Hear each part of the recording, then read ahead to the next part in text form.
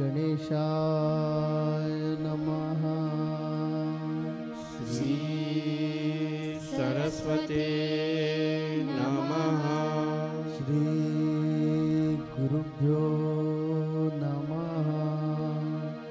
जगद्गुरु नरेंद्राचार्य महाराज की जय। सद्गुरु काडसिद्धेश्वर महाराज की जय। संत शिरोमणि गजानन महाराज की जय। आद्य जगद्गुरु रामानंदाचार्य महाराज की जय। सियावल्लभ रामचंद्र की जय। गुरुर्ब्रह्मा गुरुर्विष्णु गुरुर्देवो महेश्वरा। गुरुर्साक्षात् परब्रह्म तस्मै श्री गुरवे नमः। सार्थ श्रीमद दासबोध दशक 16वा समास 5वा अग्नि निरूपण। श्रीराम धन्य धन्य हा वैश्वानरू होय रघुनाथाचा श्वशुरू। विश्वव्यापक विश्वंभरू पिता जानकीचा। अग्नी सकळा ठाई आहे कठीण घिसणी प्रगट होय। आज्ञा सर्पे दग्ध होये गिरिकंदरे। अग्नि करिता नाना उपाय अग्नि करता नाना अपाय। विवेके विण सकळ होये निरार्थक। भूमंडळी लहान थोर सकळांस वनिसा आधार। अग्निमुखे परमेश्वर संतुष्ट होय। ऐसा अग्निसा महिमा बोलिजे तितुकी उणी उपमा। उत्तरोत्तरागाध महिमा अग्नि पुरुषाचा। सकळ सृष्टींचा संहार प्रळय करी वैश्वानर। वैश्वानरे पदार्थ मात्र काही सौरेना। पुंडलिक वरदे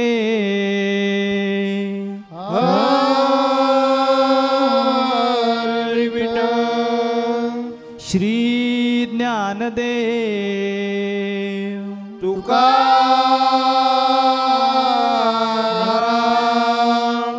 पंढरीनाथ महाराज की जय। जगद्गुरु नरेंद्राचार्य महाराज की जय। जगद्गुरु श्रींच्या दिव्य महन्मंगल पावन चरणकमलाला वंदन करून त्याचप्रमाणे संत संघामध्ये उपस्थित असलेल्या सर्व भाविकांना श्री गुरुदेव। भाविको, गेल्या आठवड्याच्या संत संघामध्ये आपण अष्टधा प्रकृतीची जी 5 तत्व आहेत पृथ्वी, आप, तेज, वायू, आकाश या आपबद्दल आपण ऐकलेले आहे। आप म्हणजे जल, आप म्हणजे पाणी। पाणी हेच आपलं सर्वस्व जीवन कसं आहे ती गेल्या आठवड्याच्या सत्संगामध्ये माऊलीने आपल्याला अतिशय सुंदर असं सांगितलेलं आहे। आजचा जो दशक आहे दशक 16वा समास 5वा अग्नि निरूपण। या अग्नि निरूपणमध्ये रामदास स्वामींनी अग्नीच्या रूपाचं वर्णन केलेलं आहे। रामदास स्वामी सांगतायत अग्नी हा देवाचा प्रतिनिधी आहे। अग्नि आपल्या कोणत्याही शुभकार्याची सुरुवात ही दीपप्रज्वलन करून केली जाते, एवढा अग्नीचा मान आहे। त्याचप्रमाणे वाढदिवसाचं अभिष्टचिंतन असो निरांजनानं औक्षण करूनच आपण करत असतो। विवाहासारखं पवित्र बंधन हे सुद्धा अग्नीच्या साक्षीने होत असतं। अशा अग्नीबद्दल रामदास स्वामी काय म्हणतायत या निरूपणमध्ये आपण पाहूया। रामदास स्वामी म्हणतायत की अग्नी हा प्रभू रामचंद्राचा सासरा आहे। कारण का ज्यावेळेस सीतामाईचं अग्निदिव्य केलं त्यावेळेस अग्निदेवानी प्रगट होऊन सीता ही माझी कन्या आहे असं प्रभू रामचंद्रांना सांगितलेलं आहे। त्यामुळं अग्नीचं प्रभू रामचंद्राचा अग्नी हा सासरा आहे। त्याचप्रमाणे आपल्याला वशिष्ठ ऋषी सर्वांना सरश्रुत आहेत. वशिष्ठ ऋषीने 1000 वर्ष साधना केली आणि साधना केल्यानंतर अक्षमाला नावाच्या एक हीन कुलातील एक कन्येनं त्यांची अतिशय सुंदर सेवा केली. त्या सेवेनं संतुष्ट होऊन वशिष्ठ ऋषी म्हणाले, तू मला काहीतरी वर माग, मी तुझ्या सेवेनं संतुष्ट झालेले आहे. तर त्याच अक्षमालेनं काय केलं की वशिष्ठांच्याबरोबर विवाह करण्याची इच्छा प्रदर्शन केली. त्यावेळेस ती हीन कुलातील असल्यामुळे वशिष्ठांनी तिला नकार दिला. त्यावेळेस ती म्हणली, तुम्ही दिलेला शब्द सत्पुरुष असून तुम्ही पाळत नाही. त्यावेळेस वशिष्ठांनी अक्षमालेला 7 वेळा अग्नी म्हणजे ज्ञानाग्नीनं भस्म केलेलं आहे आणि दग्ध केलेलं आहे. आणि त्या अक्षमालेची अरुंधती झालेली आहे. 7 वेळा दग्ध केल्यामुळं तिचं नाव अरुंधती असं पडलेलं आहे आणि म्हणून वशिष्ठ अरुंधती हे म्हणजे आपल्याला सर्वश्रुत आहे. त्याचप्रमाणे दशरथ राजाने ज्यावेळेस पुत्रकामेष्टी यज्ञ केला, पुत्रकामेष्टी यज्ञ केल्यानंतर अग्निदेवानं साक्षात प्रसन्न होऊन दशरथा घे पायसदान म्हणून प्रसाद दिलेला आहे आणि त्यातून प्रभू रामचंद्राचा जन्म झालेला आहे. असा हा अग्नी तारक आहे, मारक आहे, दाहक आहे, सर्वभक्षक आहे, विश्वव्यापक आहे, विश्वंभर आहे, असं अग्नीचं स्वरूप आहे. आता असा जो अग्नी आहे त्याच अग्नीनं रावणाची लंकासुद्धा दहन केलेले, म्हणजे मारुतीरायाने केलेले आपल्याला सर्वांनाच माहीत आहे. असं जे अग्नितत्व आहे, पिंडीपासून ब्रह्मांडाला व्यापलेलं जे अग्नितत्व आहे तेच आपल्या देहामध्ये सर्वांचे आहे, जठर अग्नी. त्यामुळे आपलं शरीर जे आहे ते उष्ण राहतं आणि शरीर उष्ण राहतं आणि ज्यावेळेस हे शरीर थंड पडतं त्यावेळेस तोच अग्नी ह्या शरीराचं दहन करत असतो, म्हणजे दग्ध करत असतो. असा हा अग्नीचं वर्णन रामदास स्वामींनी काय केलेलं आहे. तसाच समुद्रामध्ये जो आहे तो वडवानल आहे. पृथ्वीभोवती जे आवरण आहे ते अग्नी आहे त्याला आवरणावल म्हणलं जातं. कधी कधी हा जो अग्नी आहे तो ज्वालामुखीच्या रूपानं प्रगट होत असतो. आपल्याला सर्वश्रुतच आहे, जपानमध्ये फुजियामा नावाचा ज्वालामुखीचा जो पर्वत आहे त्यामधून अग्नी सतत बाहेर पडत असतो. असा अग्नी जो आहे ते देव दानव मानव ह्या सगळ्यांची जी कार्य होत असतात ती अग्नीच्या साक्षीनंच होत असतात. असा अग्नी माहीत नाही अशी आपल्याला एकही व्यक्ती सापडणार नाही, कारण लहान मूलसुद्धा अग्नी बघितलं की हा म्हणून बाजूला म्हणजे बाजूला होत असतं. अशा अग्नीचं वर्णन रामदास स्वामींनी केलेलं आहे. हे झालं. आता ह्या अग्नीबद्दल आता ज्ञानेश्वर माऊली काय म्हणतायत ते आपण पाहूया. ज्या ज्ञानेश्वर माऊलींनी योगाग्नीनं आपल्या पाठीवर मांडं भाजलं असे ज्ञानेश्वर माऊली ह्या अग्नीबद्दल काय म्हणतायत ते आपण बघूया. ज्ञानेश्वर माऊली म्हणतायत, जे अग्नीचे दीपन, जे चंद्राचे जीवन, सूर्याचे नयन देखील जेणे. अग्नी हा दैदिप्यमान खरा, पण त्याला दिव्यता देणारा कोण? चंद्र हा कसा आहे, अमृतासारखा शीतल आहे, पण या चंद्राला सुद्धा अमृतत्व देणारा कोण? सूर्य हा विश्वाचा डोळा आहे. सूर्य उगवल्यानंतर सगळं विश्व धवलतं, प्रकाशमय होतं, पण या सूर्याला सुद्धा प्रकाश देणारा कोण? तर ते एकमेव सद्गुरू आहेत, असं ज्ञानेश्वर माऊलीने आपल्याला सांगितलेलं आहे. आणि म्हणून सद्गुरू सत्पुरुष कशा असतात? महातेजोमय आणि अग्निस्वरूप असतात. 2004 साली ज्यावेळेस माझा मुंबईचा दौरा होता त्यावेळेस माऊलींचा कांदवलीला कार्यक्रम होता आणि त्यावेळेस आपल्या भक्तगणांनी माऊलींना आणण्यासाठी व्यासपीठावर अग्निकुंड यज्ञ म्हणजे अग्निकुंड तयार केलं होतं. तर त्यावेळेस माऊली म्हणल्या, मी चालता बोलता अग्नी आहे, मला अग्निकुंडाची गरजच काय? म्हणजे सत्पुरुष कसे असतात? अग्निस्वरूप असतात, ते स्वरूप असतात. आणि यासाठी एक दृष्टांत 2 बघूया म्हणजे आपल्या लक्षात येईल. ज्यावेळेस तुकाराम माऊलींचं देहू इथं कीर्तन चाललं होतं आणि कीर्तन चालू असताना मांडवानी पेट घेतला आणि ते पेट घेतला, सगळे कीर्तनात अगदी दंग झाले होते.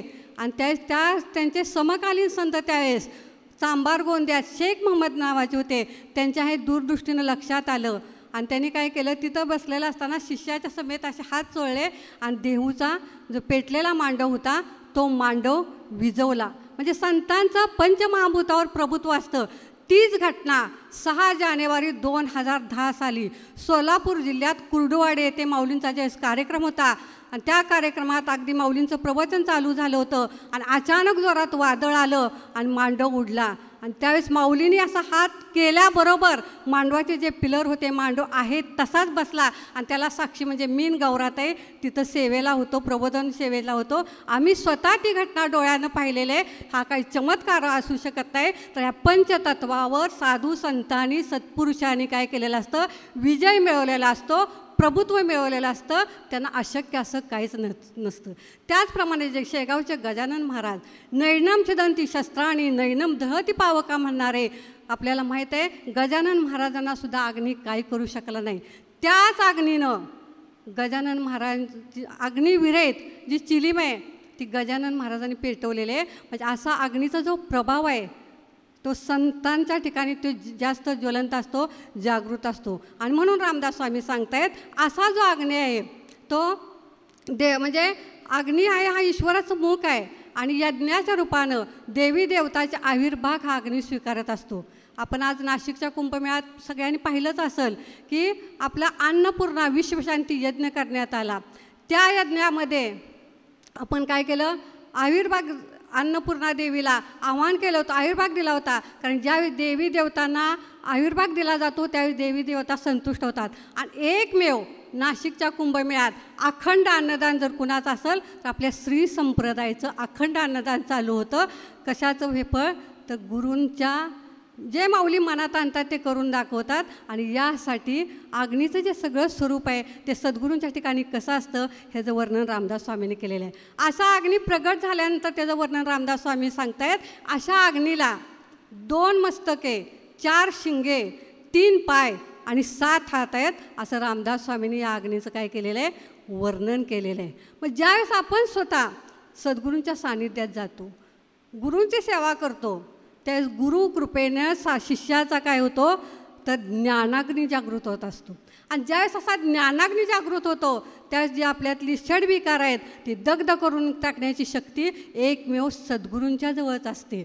असं जे अग्नीचं रूप आहे, अग्नी हा कसा वायुस्वरूप आहे, वेग आहे त्याला. आणि म्हणूनच मला वाटते डॉक्टर अब्दुल कलाम ह्यांनीसुद्धा ज्यांना मिसाईल मॅन म्हटलं जातं त्यांनीसुद्धा आपले जे क्षेपणास्त्र आहे त्याला अग्नी हे नाव दिलेलं आहे. असं अग्नीचं महत्त्व कधी कळतं, आपण नुसता डोळ्यानं पाहतो, पण ते खरोखर अनुभवसिद्ध ज्ञान जर घ्यायचं असेल तर सद्गुरूंच्या सानिध्यात गेल्यानंतर ज्यावेळेस आपण गुरूंची कृपा संपादन करतो, सद्गुरूंची सेवा करतो, सेवा केल्यानंतर ज्यावेळेस आपल्यातले जे विकार आहेत ते टप्प्याटप्प्यानं सद्गुरू काय करत असतात, घालवतात. आणि ज्यावेळेस असा ज्ञानाग्नी पेटतो त्यावेळेस आपल्याला चराचर व्याप्त चैतन्य एकच आहे ह्याचं अनुभवसिद्ध ज्ञान सद्गुरू करून देत असतात. आपण नेहमी म्हणतो शंकरानं 3रा डोळा उघडला.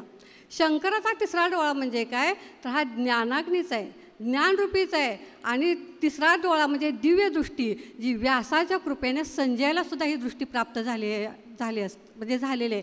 आणि म्हणून सद्गुरूंच्या सानिध्यात आपण गेलं पाहिजे. सेवेचं महत्त्व काय आहे, आज मी एक स्वतःचाच आज मी एक अनुभव सांगते. 2004 साली ज्यावेळेस मी प्रबोधन क्षेत्रात नव्हते ते जे सातारा सांगली जिल्ह्यात जे संस्थांचे प्रबोधन करायचे ते सगळे आमच्या घरी राहायला असायचे. आणि त्यावेळेस प्रबोधनकार मी होईनी का म्हणजे मनीठेनी पण नव्हतं, पण त्यांच्या सेवेनं 2004 साली अचानक माऊलींनी माझी प्रबोधनकार म्हणून नियुक्ती केली आणि मला बेंगलोरला पाठवलं. आणि त्यावेळेस मला एक सांगावंसं वाटते की माझ्या वडिलांची एक इच्छा होती की मी टीचर व्हावं, पण काही कारणास्तव मला टीचर होता आलं नाही. परंतु ज्यावेळेस माऊलींनी माझी प्रबोधनकार म्हणून निवड झाली आणि ज्यावेळेस मी माझ्या वडिलांना घेऊन नाणीजला आले त्यावेळेस माझ्या वडिलांनी 2च वाक्य मला सांगितली की सद्गुरूंना त्रास होईल असं कधी वागता कामा नये. आणि दुसरं म्हणजे अमृताच्या दुकानात जाऊन घासलेटची मागणी कधी करू नका, साधू संतांना कधी त्रास देता कामा नये. हे माझ्या वडिलांनी त्यावेळेस दिलेली मला शिकवण आहे. आणि असे समर्थ सद्गुरू आपल्याला सगळ्यांनाच लाभलेले आहेत. आणि म्हणून त्यांची सेवा करून त्यांच्या सानिध्यात जाऊन आपली श्रद्धा पाहिजे, प्रेम पाहिजे, निष्ठा पाहिजे, तळमळ पाहिजे, जिव्हाळा पाहिजे, आत्मीयता पाहिजे, अनुसंधान पाहिजे. अशा जीवे भावे ज्या संतांना आपण सद्गुरूंना शरण जातो त्यावेळेस सद्गुरू काय करतात तर आपल्यातलं ज्ञानाग्नी प्रज्वलित करत असतात.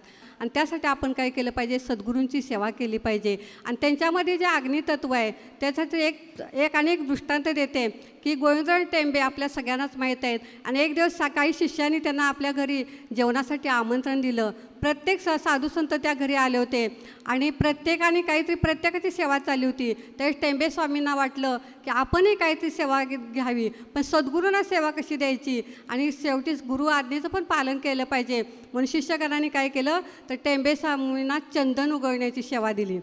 आणि चंदन पहिलं कशी प्रथा होती, पंक्ती पहिल्या उठल्या की चंदनाचा तिलक लावला जात होता. आणि अशा बऱ्याच पंक्ती उठल्या आणि प्रत्येकाला ते चंदन लावलं गेलं. आणि चंदन लावल्यानंतर प्रत्येकाच्या अंगाचा धाव सुरू झाला. आणि त्यावेळेस प्रत्येकाला काही बोलता पण येणार, कारण सद्गुरूने दिलेला अंगाचा धाव होते, बोलायचं कसं. आणि गुरु हे सर्वज्ञ असतात, सर्वव्यापी असतात. त्यांच्या लक्षात आलं की या शिष्यांच्या अंगाचा धाव होते.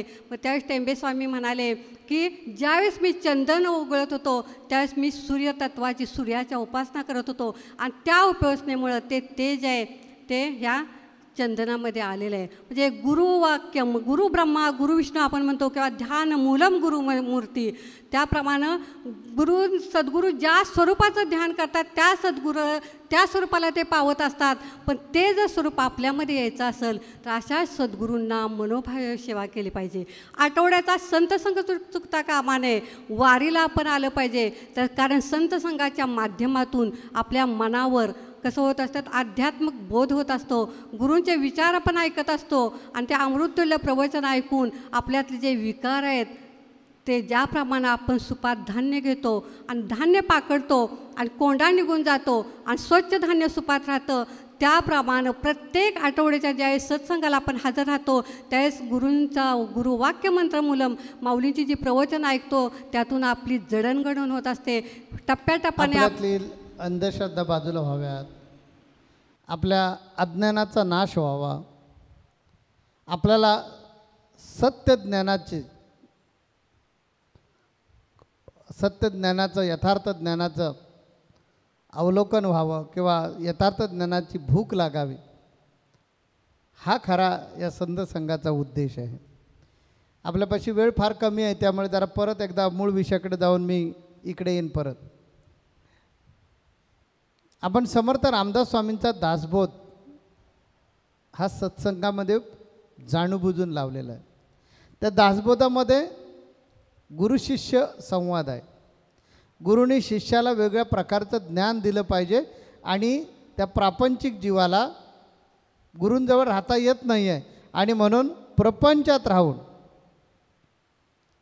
त्याने यथार्थ ज्ञान, सत्याचं ज्ञान करून घ्यावं, हा या दासबोधाचा उद्देश आहे. आणि मला वाटतं आपल्या संप्रदायाचा तोच उद्देश. आपल्या संप्रदायाचं नाव आहे स्वस्वरूप संप्रदाय. म्हणजे काय तर स्वतःच्या स्वरूपाची ओळख करून घेणारा संप्रदाय. आणि या संप्रदायामध्ये जे आपण सर्वजण आहोत, आपली सर्वांची नैतिक जबाबदारी आहे संसार त्याग न करिता, प्रपंच उपाधी न सांडिता, जनामध्ये सार्थकता विचाराचं होय.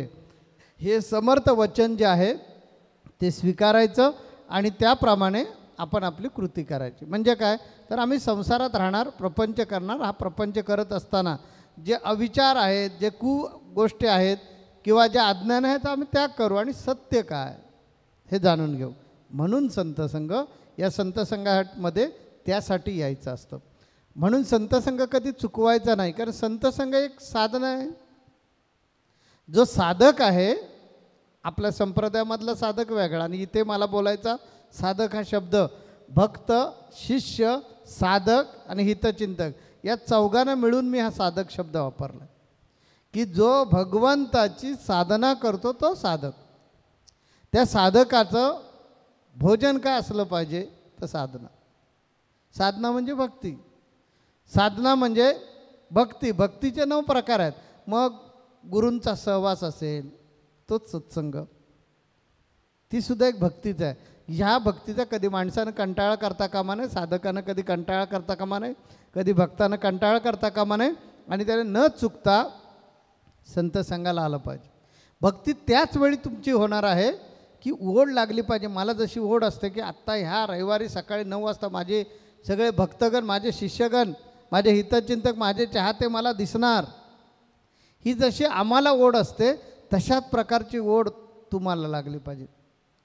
तुकोबाराने आपल्या अभंगात सांगितलं ना, आम्ही बिघडलो, आम्ही घडलो, तुम्ही बी घडा. पण कधी घडणार? ज्यावेळी नदी सागराला जाऊन मिळते तेव्हा सागर आणि नदी एकच होते. ती सागराला ज्यावेळी मिळत असते त्यावेळी तिचा ओढा असतो सागराकडे, तिथे इतका फोर्स असतो. म्हणून वरती टाकलेली वस्तू नेहमी प्रत्येक नदीमध्ये वरच्या बाजूला पडलेली वस्तू ही सागरातच मिळते. शोधायला गेलं तर ती सागरात सापडते. इतका त्या सरिताला, इतका त्या नदीला त्या सागराचा ओढा लागलेला असतो, ती सागराकडे नेहमी खेचली जाते. भक्त नेहमी असाच असला पाहिजे की तो गुरूंकडे खेचलेला असला पाहिजे. कधी एकदा, मी दररोज नाणीजला जाऊ शकत नाही आहे, परंतु कधी एकदा संत संघामध्ये मी येते किंवा कधी एकदा मी संत संघामध्ये येतो आणि माऊलीला पोटभर डोळ्यानं बघतोय, ही ओढ असली पाहिजे. याचंच नाव आहे भक्ती. या अशा माळा हातात घेऊन किती जरी जप केला त्याची किंमत शून्य आहे. इथे किती ओढ आहे. ओढ असेल त्याला सवड आहे. ज्याच्याकडे ओढ नाही आहे त्याला अनेक कारणं आहेत. ओढ का असली पाहिजे? आपल्या उत्कर्षासाठी असली पाहिजे. म्हणून तर रामदास स्वामींनी आपल्याला ही पंचतत्व समजून सांगण्याचा प्रयत्न केला. तर आज अग्नितत्वावर रामदास स्वामींनी मार्गदर्शन केलं की अग्नी कसा आहे, तर अग्नी भक्षक पण आहे, अग्निरक्षक पण आहे. अग्नी काय करू शकतो त्या संदर्भामध्ये आता वेळ कमी असल्यामुळे बोलता येणार नाही, परंतु आमच्या प्रबोधनकार निकम काकींनी अतिशय सुंदर सांगितलेलं आहे की अग्नी काय करू शकतो. हा अग्नी आपल्यामध्ये सुद्धा आहे. तो नीट समजून घ्या आणि नीट समजून घेऊन जाता त्या अग्नीचा वापर करायचा प्रयत्न केला तर तुम्ही सुद्धा आपल्या उत्कर्षापर्यंत जाल. त्यातलं फक्त एक व्यावहारिकच उदाहरण सांगतो. आपण जेवतो ना, जेवत असताना आपण काय करतो? प्रत्येक घासाला काही जण पाणी पित असतात, काही जण थोडंसं जेवण झाल्यानंतर पाणी पित असतात. असं करू नका. जेवणापूर्वी अर्धा तास पाणी प्यायचं बंद करा. तुमचा जठराग्नी प्रज्वलित होऊ दे. जेवून झाल्यानंतर कमीत कमी 2 तास पाणी पिऊ नका. जे तुम्ही अन्न खाता ना तेच अन्न किती तुम्हाला उपयोगी पडतं ते कळेल. तुमचं ढेरपोटे होणार नाहीत.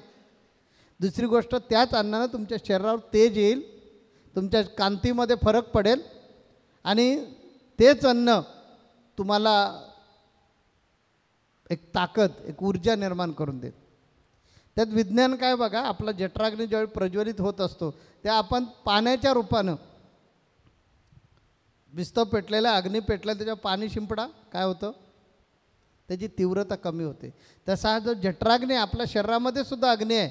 मी हे उदाहरण का सांगितलं कारण वेळ कमी आहे आणि ते पटकन तुम्हाला कळलं पाहिजे म्हणून अग्नीची अनेक उदाहरणं न देता इथलंच उदाहरण दिलं. त्यात 2 माझे उद्देश आहेत. एक म्हणजे तुम्हाला व्यावहारिकदृष्ट्यासुद्धा मला काहीतरी सांगायचं आहे आणि आध्यात्मिकदृष्ट्या पण सांगायचं आहे. तेव्हा आपण ज्यावेळी जेवण अर्धा तास अगोदर पाणी नाही पिलो तर तो अग्नी आणखीन प्रज्वलित होत जातो, आणखीन प्रज्वलित होत जातो, आणखीन प्रज्वलित होत जातो आणि किती खाऊ, अशी कधी एकदा खाऊ अशा प्रकारची आपल्याला भूक लागते. भूक लागल्यानंतर तुम्ही त्याच्यामध्ये ज्यावेळी अन्न घेता, यज्ञकुंड असतं, त्या यज्ञकुंडामध्ये स्वहा म्हटलं की समिधा ज्यावेळी अर्पण होत राहतात त्यावेळेला त्याचं भस्म होऊन जातं. तसं अन्न पोटामध्ये गेलं 15-20 मिनटामध्ये माणूस जास्त जास्त अर्धा तासामध्ये जेवतो माणूस. ते जेवून झाल्यानंतर सुद्धा 2 तास पाणी पिला नाहीत तर ते सगळं जे अन्न असतं ते तंदुरी टाईप म्हणजे जाळलं जातं आणि त्याचा जो मैला होण्याचं प्रमाण असतं फार कमी असतं, तर उलट अन्नरस तयार होतं. एखादी वस्तू तुम्ही ज्यावेळेस अग्नीवर ठेवता त्यात जळते बघा आणि त्यातला रस खाली पाणी गळत राहतं. तशा प्रकारे अन्नरस तयार झाला पाहिजे आणि चोथा फारच कमी राहिला पाहिजे. आपल्याकडे उलट होतं, आपण भरपूर पाणी पितो त्यामुळे अग्नी विझवून टाकतो आणि अग्नी विझवून टाकल्यामुळे त्याच्यात जे अन्नाची तंदुरी झाली पाहिजे, अन्न भाजलं गेलं पाहिजे, अन्न जाळलं गेलं पाहिजे, ते जाळलं जात नाही. आणि म्हणून हल्लीचं जे प्रमाण वाढलं आहे ना, मोठी पोटं जी झालीत त्याची कारणं ती आहेत. त्यामुळे हा प्रयोग करून बघा म्हणजे तुम्हाला कळेल की अग्नितत्व इथे पिंडामध्ये जर एवढं काम करू शकत असेल तर ब्रह्मांडामध्ये किती काम करेल. यासाठी हे अग्नितत्व रामदास स्वामींनी आपल्याला सांगितलेलं आहे. आपल्याला पुढे योग आला पुढच्या सत्संगामध्ये तर याच्यावर आणखीन विस्तृत बोलूया. ते आता इथलं टायमिंग आपलं संपलेलं आहे, म्हणून मी परत एकदा सांगेन, आपण भक्त आहोत, आपल्याला ओढ असली पाहिजे ती गुरुचरणाची, गुरुच्या दर्शनाची. म्हणून पुढच्या आठवड्यामध्ये न चुकता सर्वांनी आलं पाहिजे. मी तुमची प्रतीक्षा करतोय. श्री गुरुदेव. जगद्गुरु नरेंद्राचार्य महाराज की जय. सद्गुरु काडसिद्धेश्वर महाराज की जय. संत शिरोमणी गजानन महाराज की जय. आद्य जगद्गुरु रामानंदाचार्य महाराज की जय. सियावर राम